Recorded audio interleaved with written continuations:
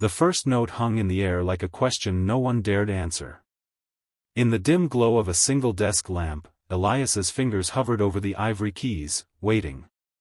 Across from him sat Mia, 12 years old, blind since birth, her small hands resting on the fallboard as if the piano were a sleeping animal she was afraid to wake. The community center's music room had closed 2 hours ago. The janitor had locked the front doors, but Elias had a key. He always had a key. Again, Mia whispered. Her voice cracked on the single word, not from fear but from the kind of exhaustion that came after 4 straight hours of wrong notes.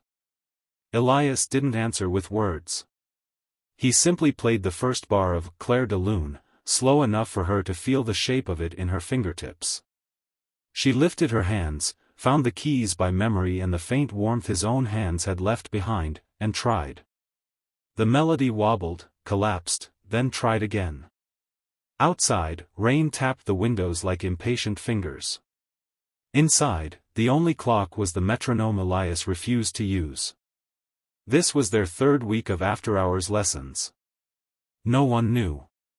Not the center's director, not Mia's driver, and certainly not her mother, Victoria Lang, CEO, the woman whose face appeared on the cover of Forbes the same month Mia learned to read Braille. Victoria believed her daughter took art classes on Tuesdays and Thursdays. She paid the invoices without question.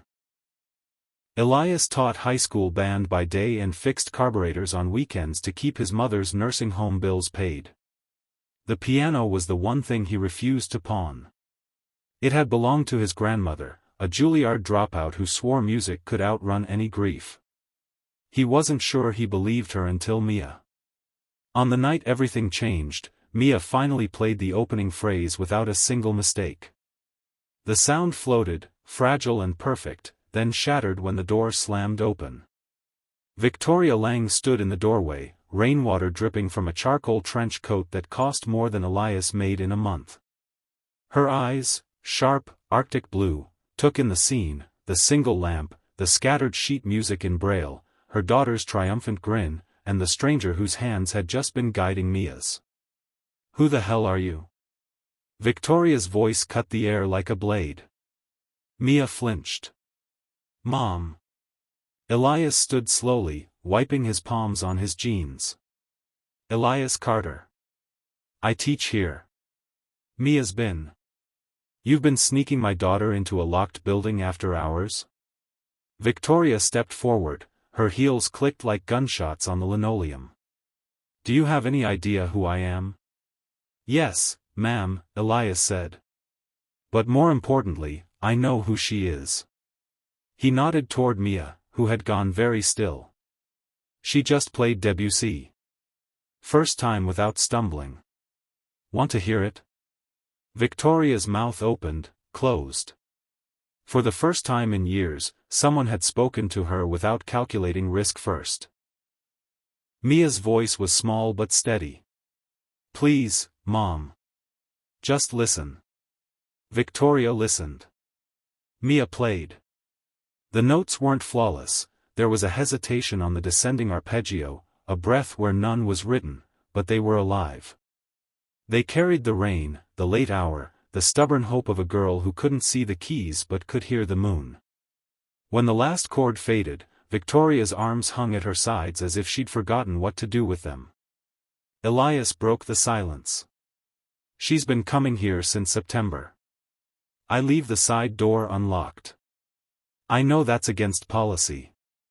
Fire me if you have to, but don't take this from her." Victoria found her voice. "You could have asked." "I did," Elias said.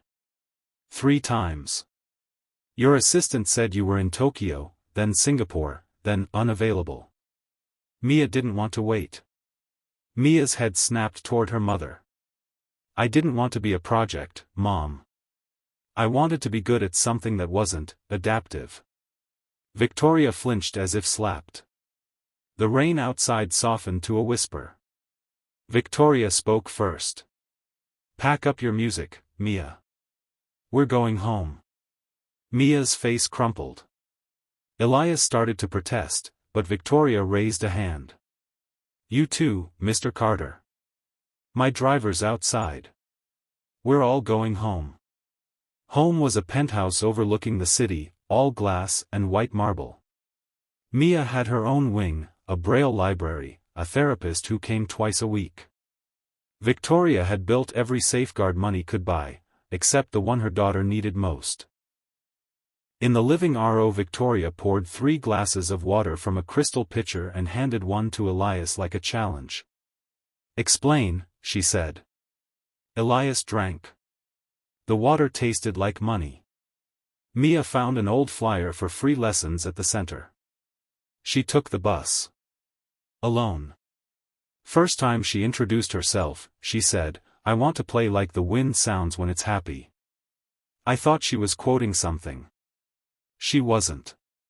Victoria's eyes flicked to her daughter. "You took the bus?" Mia shrugged. "I counted stops." Victoria looked like she might faint. Elias continued. "I told her lessons ended at 5. She said, 'Then teach me at 6. I said I couldn't. She sat down at the piano anyway and played Twinkle, Twinkle with one finger until I gave in." Victoria set her glass down untouched. "You should have called me."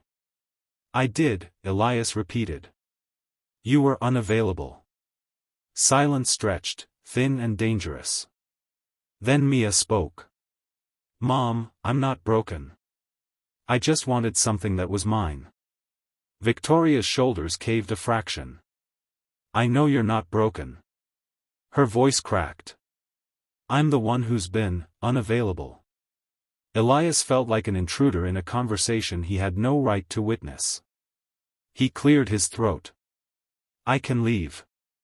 I'll find another piano." "No," Victoria said quickly. Then, softer, "Stay." She crossed to the grand piano in the corner, a Steinway, black and gleaming, untouched since the decorator installed it. "Play something," she told Elias.